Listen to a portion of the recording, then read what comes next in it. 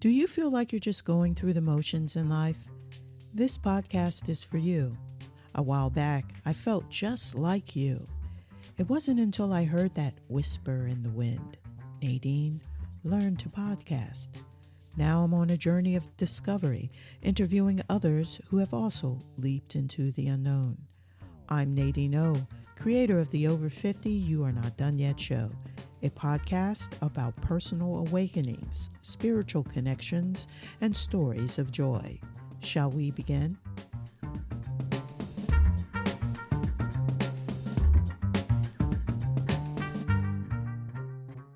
Somebody taught me this a long time ago. Do what you can't help knowing about.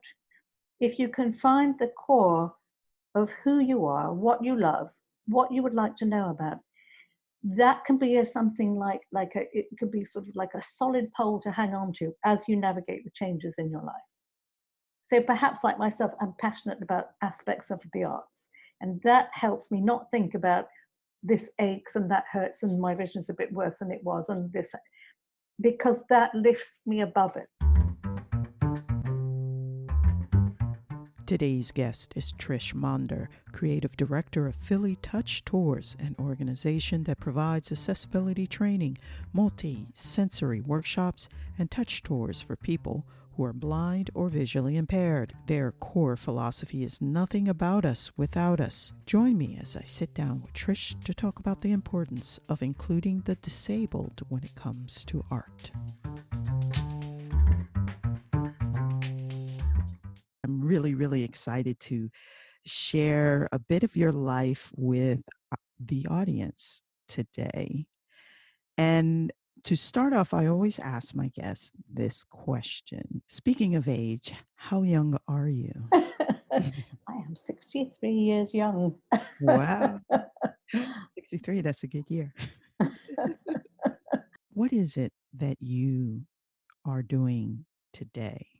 What's your passion today? So my passion today, I guess the leading passion has shifted, and it's shifting again right now. But up until this point, and this will continue, of course, is really the passion to share our world through its incredible history, stories, and objects. Mm-hmm. For people who are usually not able to, or very often don't have the ability to connect with these things. So sort of opening up the world a little bit for people with disabilities in particular. And in the work I was doing prior to working with touch programs and multiple disability programs, with African American art, to bring those stories to children who perhaps wouldn't have been exposed to those stories before, African American, white children, other cultures. So right now, the recent work I've been doing has been focused on disability awareness and training for museum staff and educators, and also developing touch tour programs in collaboration with museums and cultural institutions in and around the Philadelphia area. And that's with my company, Philly Touch Tours. How does that work? And with Philly Touch Tours, what you were just talking about? Well, I think it all began actually with a position as an accessibility coordinator at the University of Penn Museum, mm-hmm. where I was invited to design and create a touch tour program for up to 200 visually impaired visitors. Mm-hmm. And that was a project which was just very exciting, a big challenge. We had a grant to pay for that and design it and work with staff and docents to do it. And it became a very successful program. So in the 2 years that I was working at Penn Museum, we designed a touch tour of the lower and upper Egyptian galleries, and also a workshop, learning about mummies workshop. And it was very exciting. It was just fantastic. I made very good connections with colleagues there. And in 2014, I started realizing that this was something that needed to be shared with other museums around the area, and thinking that perhaps I should step away from just working with Penn and try to offer this to other groups. Mm. And I met a young man whose name is Austin Seraphin, who is a blind man. And we had long conversations and decided to form Fully Touch Tours. So I gave my notice at Penn and then moved into, during the spring of 2015, designing and thinking about how we should go forward with this new organization. And I think based on what we had been doing at Penn, or they were the first people we went back to offer our programs as Fully Touch Tours, which was warmly received. So that was wonderful. And we developed really our signature programs there.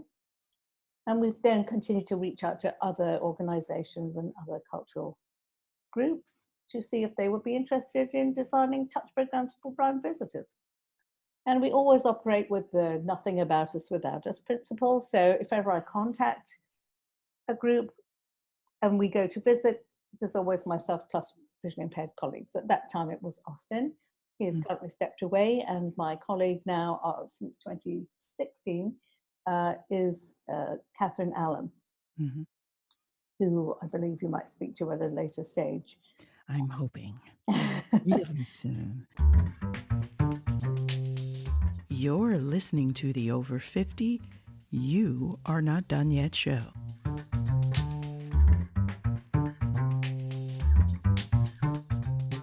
You know, I imagine there are folks out there listening that don't really think about museums being a place for people who can't see. Mm-hmm. Um, so there must be some difficulty uh, making that bridge, developing that bridge, so that others who are visually impaired have the opportunity to enjoy the creations from other artists.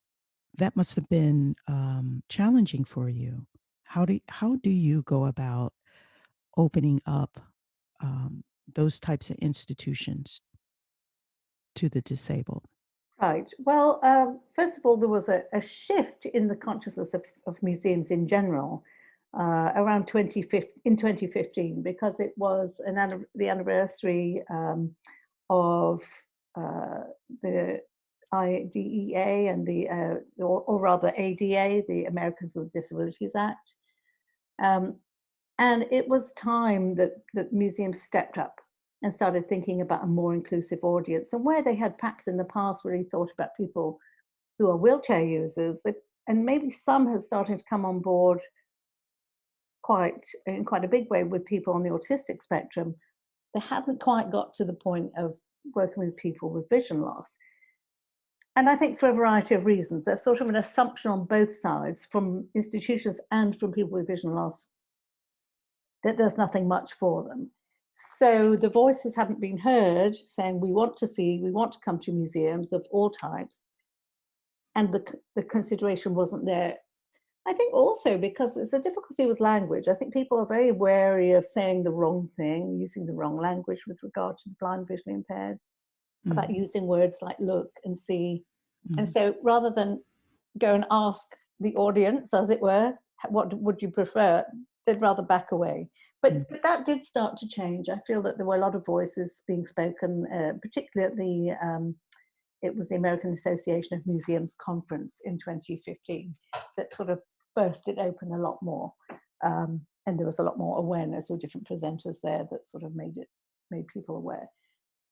So that made our job a little easier. That now once we approached groups, then they would say, oh yes, we've been thinking about doing that. And in fact, our reputation grew quite quickly, and it turned around the other way.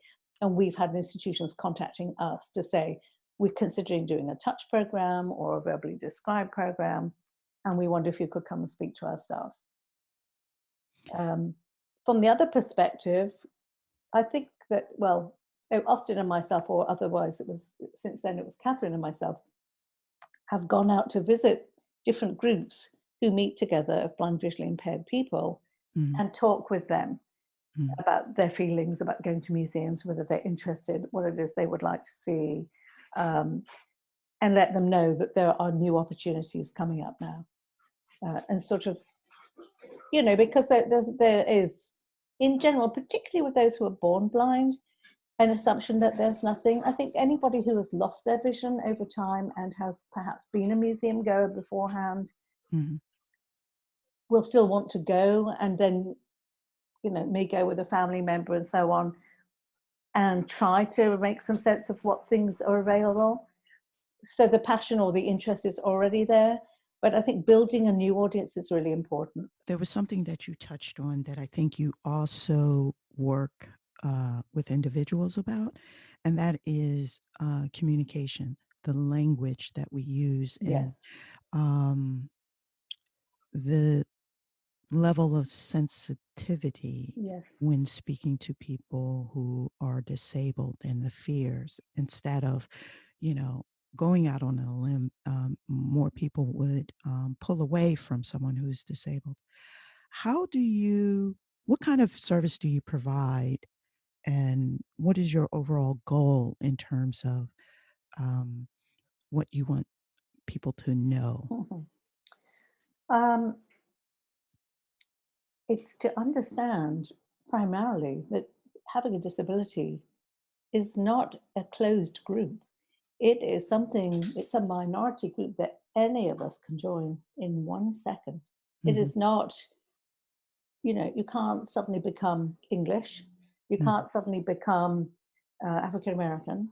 You mm-hmm, can't suddenly become, you know, all these different, all of us in different types, and different peoples. But we can, from any culture, any age, any demographic, become disabled mm-hmm, through an accident, through an inherited disease, through birth. And that's a leveler. And I think when we explain that to people, there's sort of an aha moment, like, whoa, it is not an us and a them, it's a we. mm-hmm, And so that sort of helps to change. So that's sort of the premise. And so whenever so what we do is we will arrange to do a sensitivity training, which is generally around 3 hours, 3.5 hours long.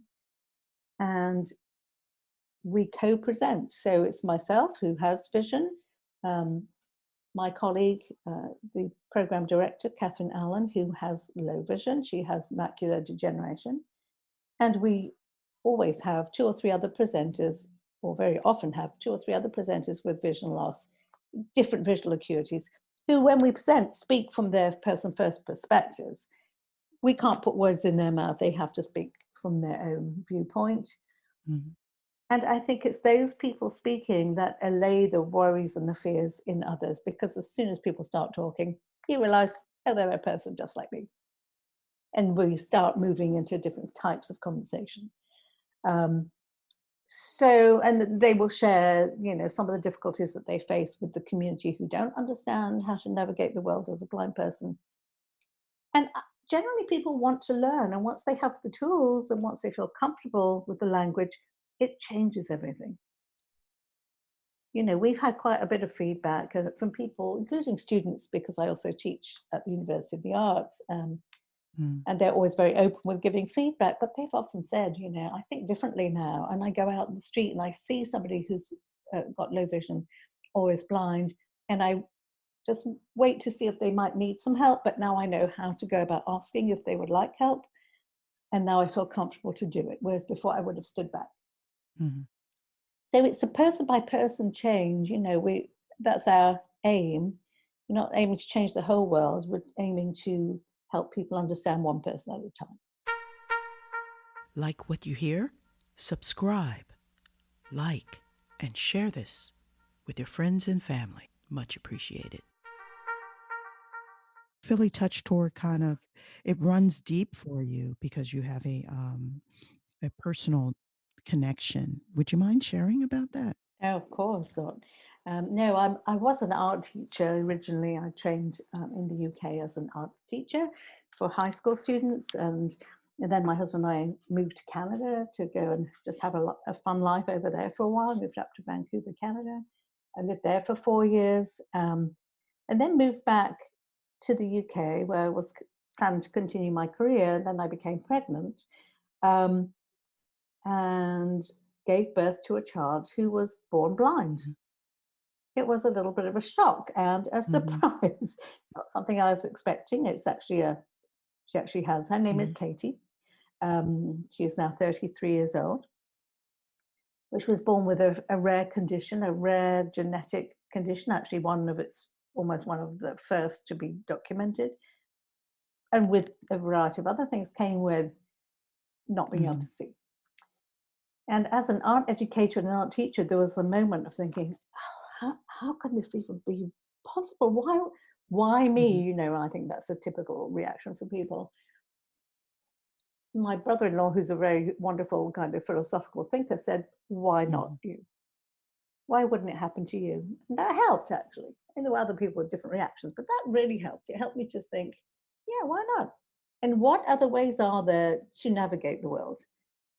And immediately thinking, I can't do this on my own. I don't really know about this. I can't make this up. I don't know how to bring up a blind child.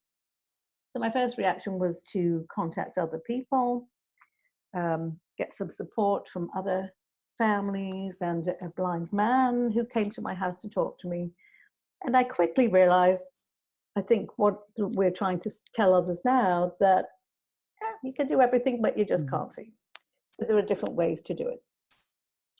So I kind of jumped away from the arts for a moment there, just to really become engaged with thinking about children and thinking about parents and how they cope and how the medical community are dealing with it. And I became an advocate for the blind children in families and families themselves. I started an organization in Winchester in the UK and ran that for 8 years. And we made some really good progress with quite a few groups, and then were part of a creation of a national project called Look, which is now a support program for children and Mm-hmm. families. But underpinning all of that was always the arts, because that's been my background. And so it was very interesting that my daughter was somewhat sensory sensitive, because she is also has some, she's also got some kind of behaviors that are akin with having Mm-hmm. Asperger's syndrome, which is now high functioning Mm-hmm. autism.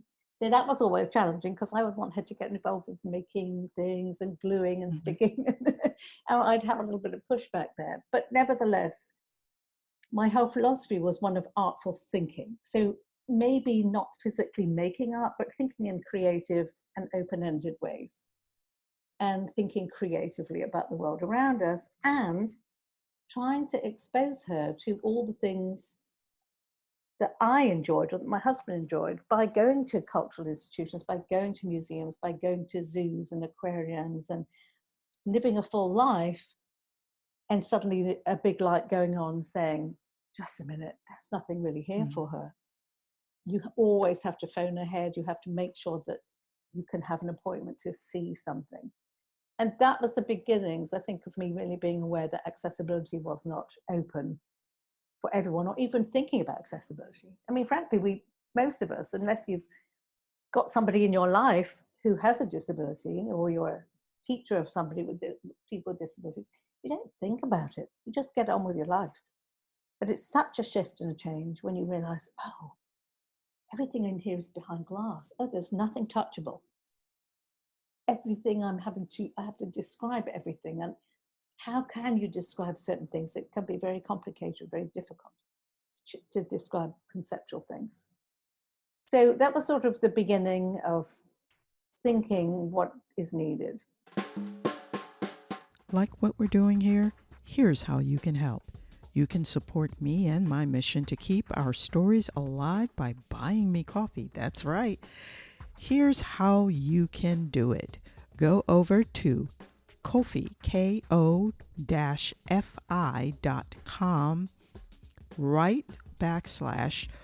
/over 50 You Are Not Done Yet podcasts, and donate by buying me coffee.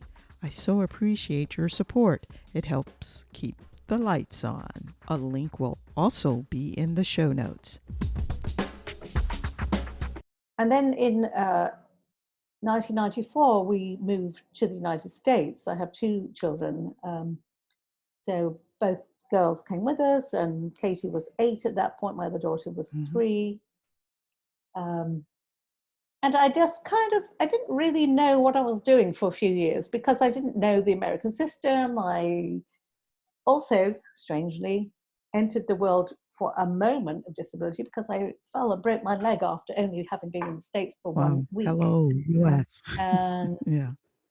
yeah, and it was such a bad break. It was a break all the way up to the top of my leg, and I was actually in a cast for 6 months because my bone wouldn't heal. That's another story. But I lived, I had to navigate the world in a wheelchair. Of course, I have the fortune of saying that I stood up from that wheelchair and learned to walk again and have therapy. But it was interesting for that period of time to experience what that was like, especially dealing with a blind daughter and having to give verbal directions from a wheelchair. It wasn't easy. And I got it wrong a few times, and she ran into a couple of things. But, all of those things, I think, contributed to this desire to do something, to do something. And I was thirsty for my own career because I hadn't planned to give up teaching. But once my daughter was born and had a series of other difficulties that she had to deal with, once I realized that she has other complications and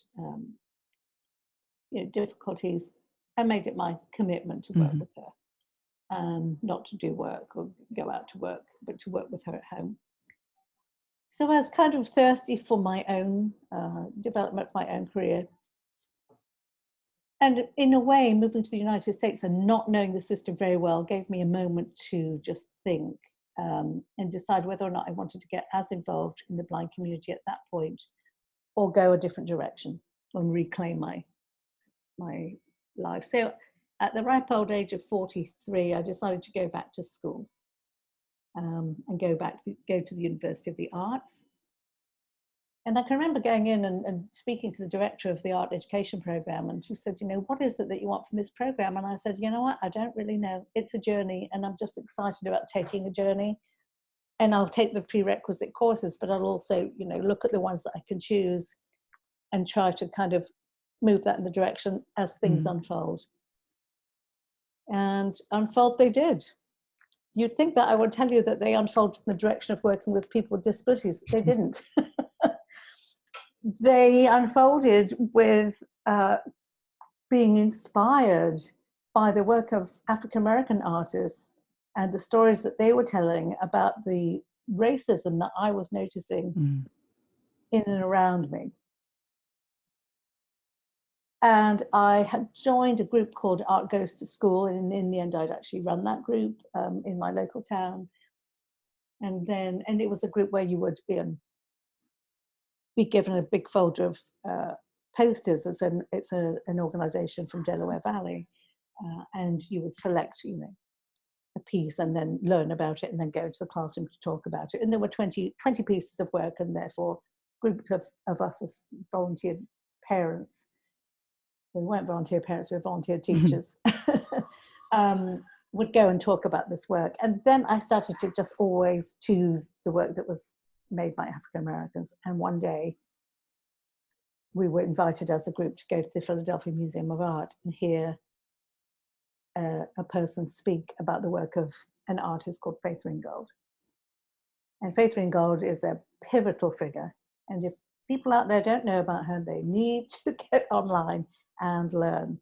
She was she still is, she's 88 years old now, still working, still practicing, still speaking out. But she was such a fabulous activist in the 1960s, did so much work towards promoting African-American art and the work of women. So she always had these two hats, and that was inspiring to me. And that sort of pivoted me off onto a different angle. And I had the privilege of working with Faith for 5 years, running her Anyone Can Fly Foundation, or teaching on behalf of her Anyone Can Fly Foundation, and teaching the work of a variety of different artists from the Harlem Renaissance in and around Philadelphia and in Camden, New Jersey.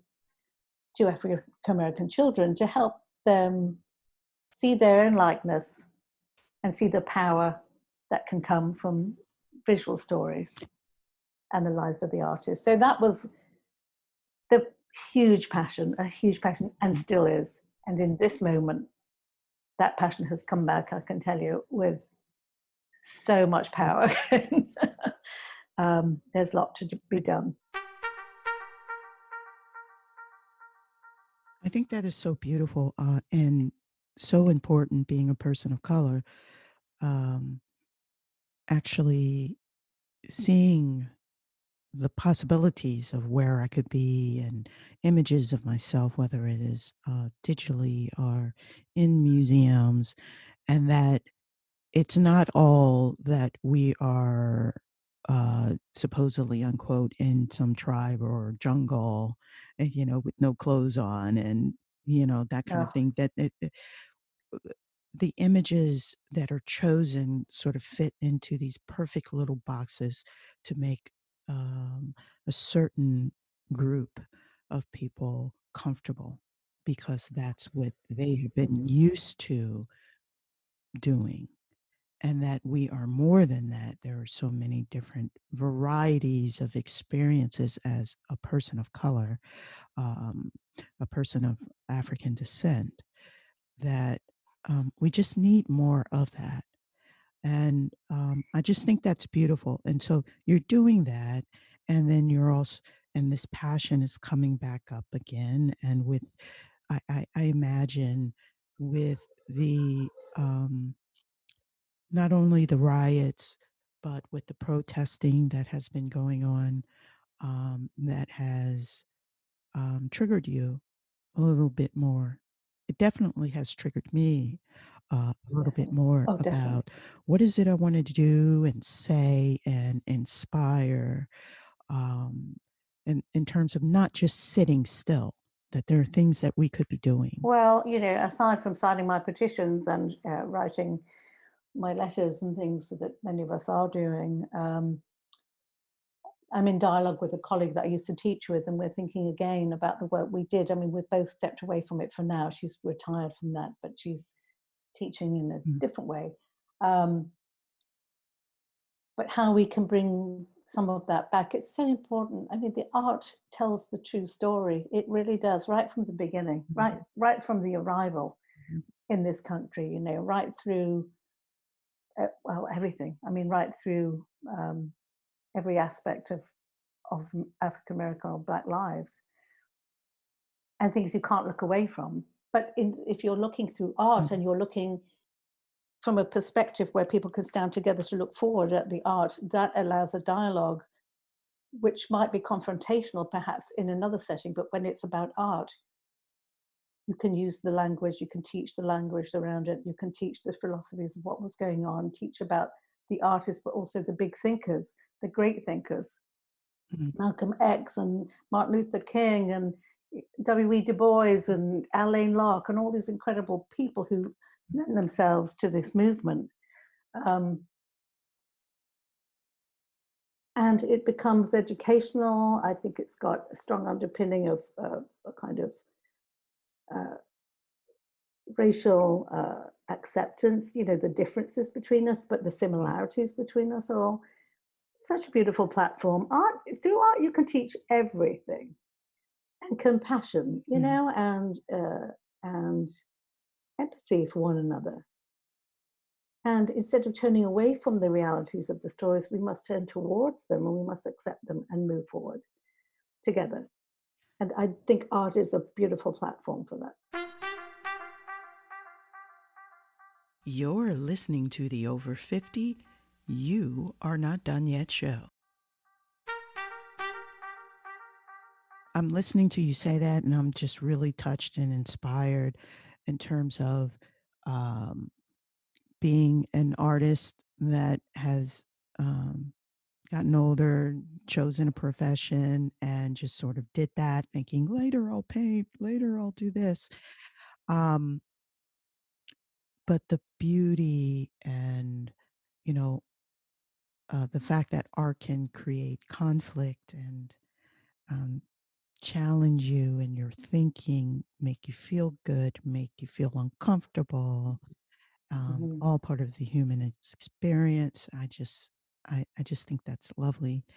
And, um, and perhaps people out there are thinking, well, only people who can see can experience art. And I think that becomes a challenge Mhm. for those who are visually impaired. Okay. But it may be a challenge for the artists out there that are more sensitive. Like Mhm. how could an artist approach being more sensitive to those who are visually impaired with their creations? That's a great question, and it's a call to arms. Thank you Mm-hmm. for saying that.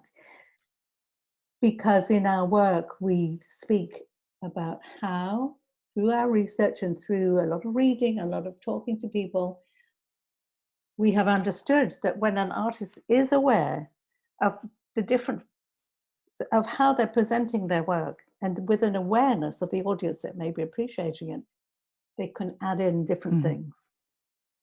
So maybe starting now, artists who work to create sculptural form can consider the materials they're using so that they could be made accessible and Mm-hmm. touchable. Because being able to touch a piece of art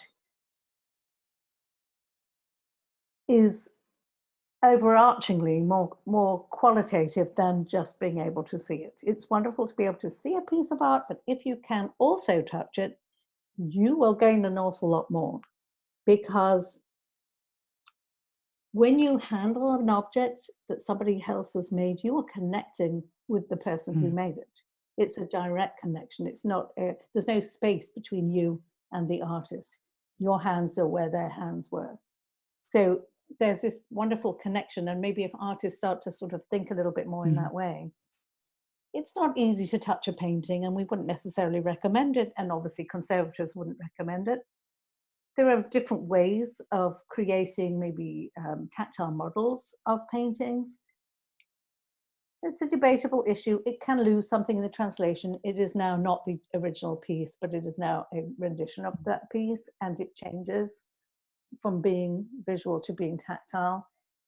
However, with really good verbal description, that is describing carefully the materials, the colors, the shape, the form, the size, all the aspects of the work, can bring the piece alive. But even more importantly than that, it's the stories.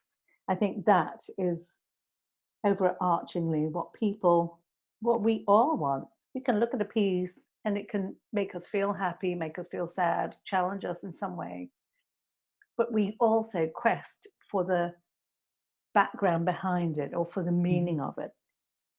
Which is why we walk around galleries with our earphones and our handsets to hear the Mm-hmm. stories.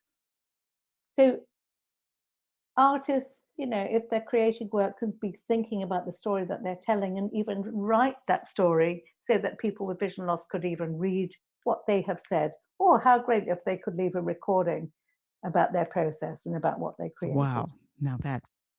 So that we all have greater access to their inner thinking, so that it changes and it actually stops the gap between the artist up in their high ivory tower and brings them down to the level of, well, not brings them down to, but connects them to their audience. I'm not saying that artists are in the high ivory tower, but there's a feeling sometimes by others that artists are Mm-hmm. unreachable. They're not. They're just people like Mm-hmm. everybody else. And they do have stories to tell, and thank goodness. And there's going to be incredible stories from this era through art, inspired by the arts, through paintings, through music, through dance. I hope that our blind visually impaired audience will have access to that shift, that change that we're witnessing now.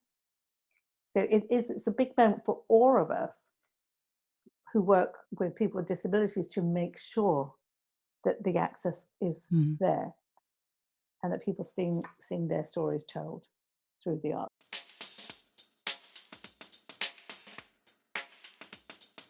I was going to ask why is it so important for people who are visually impaired to actually experience paintings if they can't see them.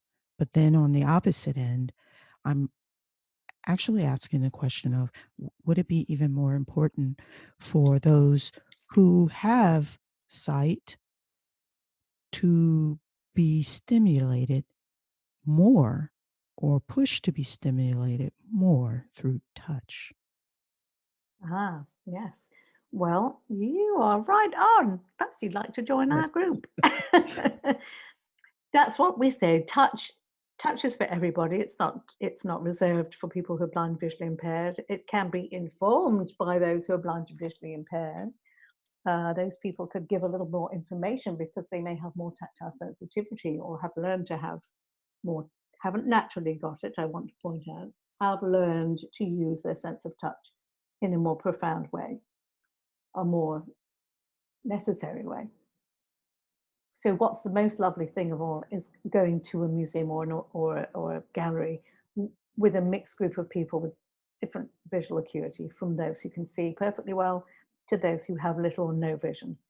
And that joint dialogue is really key and very exciting. And we have taken, we've actually done some touch tours with sighted audiences. And it's equally satisfying and enjoyable. And we've written down, what people have said about what they've done. I mean, there was one person, we went to the Walt Neschrick Museum with a group of sighted people, including a couple of artists, and which is a gallery. It's a Walt Neschrick studio is the most fantastic home and studio of a man called Walt Neschrick. It's over in the Valley Forge area, actually. And now say the artist's name again. Wharton, Wharton, Escherick. Okay. Anyway, he was a carpenter artist, and a kind of inspiration, who was excited about wood and how wood, you can look at wood and think of ways to use it to create beautiful pieces. So furniture, art forms, sculptures, things like beautiful desks and tables and everything that you would want in a home, mugs, even chopping boards, everything. I mean, he has created the most incredible studio, and it was such a gift for their director, Julie Siglin, to allow us to come in and design a program for touch program there, because you can navigate the space very easily and thereby see not just art forms but functional objects, usable furniture pieces, to really help understand how a person lived. And I think those people have gone away with so much knowledge about the artist and his work, perhaps even more than those who've just gone to look. So then we invited a group of sighted people to come and take a touch tour. And there was one woman who was just so overwhelmed by the sensation and the realization that she was touching something the artist had carved, that it was an aha moment for her. And we know, I mean, we know and suppose this anyway, but the gift of touch is one that we need to reclaim. It's one that we are born with. It's the mother of the senses, as quoted by,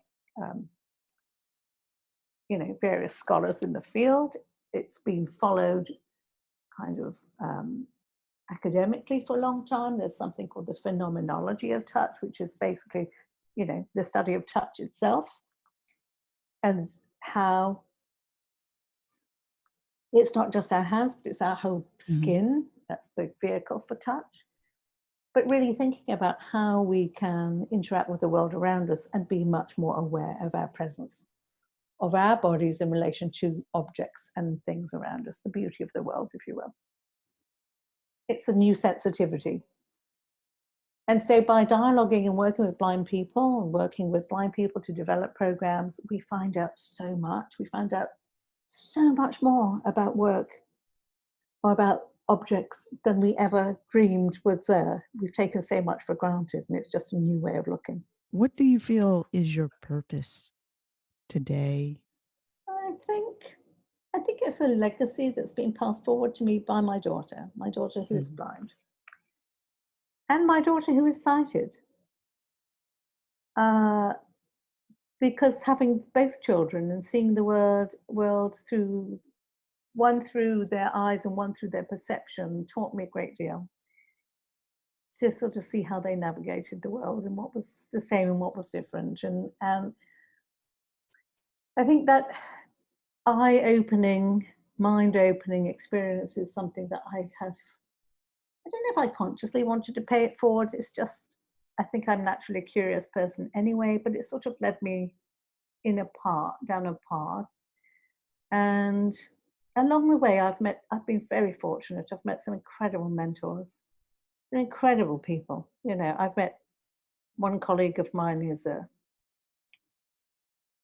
he's a scientist, he's a cognitive scientist, knows so much about the brain, how we think, was an expert in teaching me about the sense of touch and the kind of psychology of touch. In fact, he taught a class. His name is Slavko Milikic. He's a professor at the University of the Arts, professor emeritus at this point. But really got me thinking, there's just people that I have met, say with Slavko and with Faith Ringgold and, other blind vision impaired people that I've met, and just people inspire. People inspire. The books people write inspire. I don't claim to be making a big change in the world, but I do remember a bumper sticker of one of my friends who said, think globally, act locally. And that resonated with me hugely.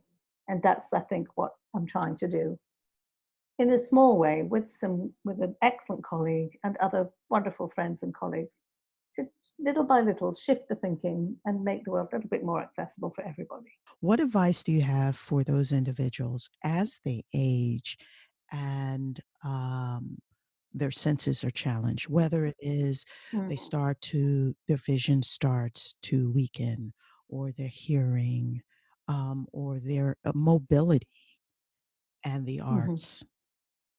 What advice do you have for them in terms of their quality of life, what they could do, what's out there? As we shift and change and we become a little bit more surprised or not as happy perhaps with changes that are happening in our bodies and in our thinking, we may be slowing down a little bit. But it's very, very important to think and just feel, what is it that you know the most about? Because what you can't help knowing about will be a guiding force in helping you become motivated and focused.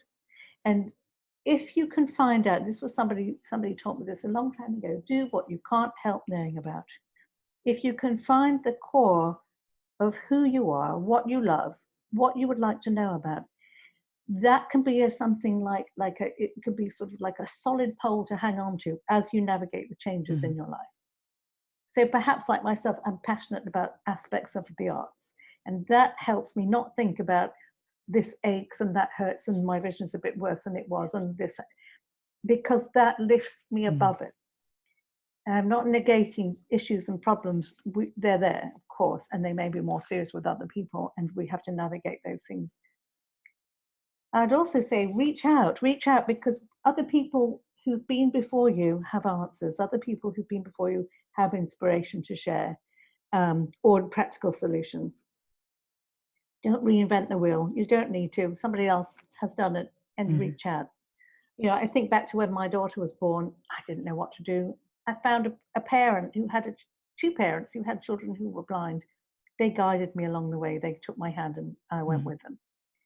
So not doing things alone, reaching out, finding a group, finding a mentor, someone who can help navigate the new path that you might be traveling.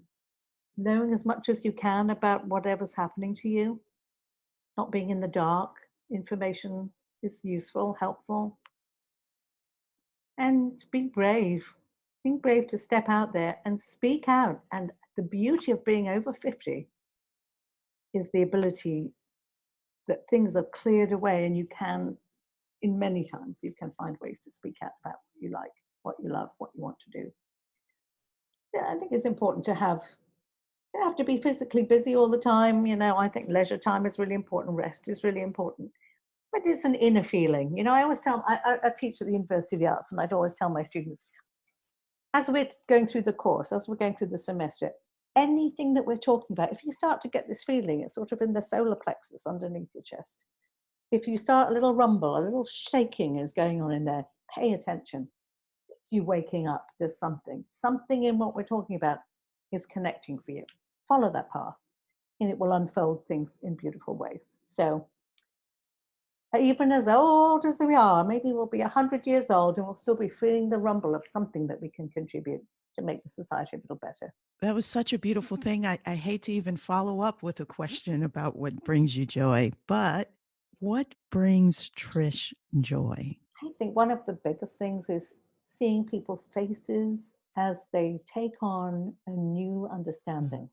The aha moment that you can see in people as you share stories together, not just in colleagues that we work with, but in ourselves. You know, Catherine and I, who I work with, we have revelations every time we meet with a group. We come away saying, oh, did you see this? Did you realize this? That constant seeing change in others as we all grow together. Inspiring, working with young people who it's such a joy to work with young college-age students and see them coming on board with new ideas, but also listening to their new ideas because they bring a huge amount to the table. I told them that you're the vanguard, you're coming up now. You got to pick up the baton and move forward. But sort of seeing that and speaking with them and just having these relationships, I just find that very joyful. And right now, with all that's been going on, reclaiming nature. I'm very fortunate that I'm in an environment where I can see birds and see the trees and touch the trees, smell the flowers, and just really have that as a grounding force. And knowing that I might come and go, but that will always be here. I find that very calming, actually. I feel like this is the beginning. So, and I really feel passionate about what you're doing and how what you're doing is evolving. And as the artist in me is awakening and the podcast, there are things that like the alt tab wanting to go back and start making sure that I am doing those descriptions, that I am doing my part. Wonderful. And so I'm excited about that. After my conversation with Trish, I realized there were so many things I could do to improve what visually impaired individuals experience with my content. Yes, it requires adding a little more details, but in the end, isn't it worth it? I hope this episode inspires you to keep the disabled in mind when sharing your content. I know I have a long way to go, but I'm willing to go the distance. I'm Nadineo, and I want to thank you for listening.